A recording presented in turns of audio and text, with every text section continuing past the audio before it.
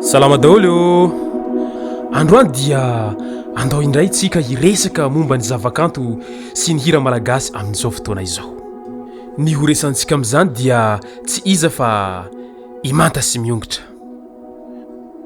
Ny fantaniana mipetraka dia ny hoe tena artista tokoa ve? Tena zao ve ny atao hoe zavakanto malagasy?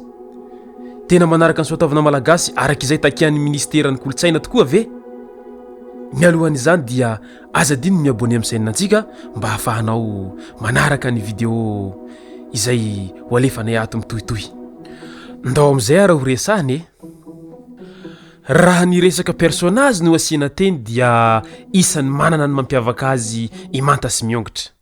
Amin'ilay tsy miala tavangina bota sy ny fanaovany komedia izay mampitsiky ny mpanaraka rehetra amin'ny tambazotra an-tserasera. Raha tany am-piantohana izy ireo nanao hoe copier-coller audacieux 2023 dia nanapa-kevitra izy ireo taty aoriana fa tsy hanao copier-coller intsony fa tonga dia hira manokana ho azy. Dia nanomboka teo ny tantara. I Manta izay somary lavalava fa i Miongotra izay fohifohy no sady banga.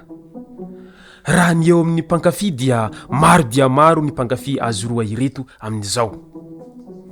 Fa ny mahagaga nefa toa lasa tako na sy tsy hita firy ny artista izay tena manao zavakanto manaraka tsara ny gadona sy ny fenitra takiny homme dafahiny amin'izao fotoana izao, fa ny artista parodie no tena mahazo vahana. Mety ho inona reno anton'izany e? Ny malagasy ve no efa niova sofina amin'ny fianonana la mozika sa ny génération ankehitriny no anton'izao? Noho izany ary aiza ho aiza ny zavakanto malagasy eo amin'ny fenitra iraisam-pirenena amin'izao. Dia hoentina makaiza ny zavakanto malagasy ity. Fa izay rehetra te hira ve dia afaka mihira daholo amin'izao fa tsy misy fenitra tokony hatakiana intsony. Aiza ho aiza ary ny soatoavana sy ny kanto ny hira malagasy amin'izao.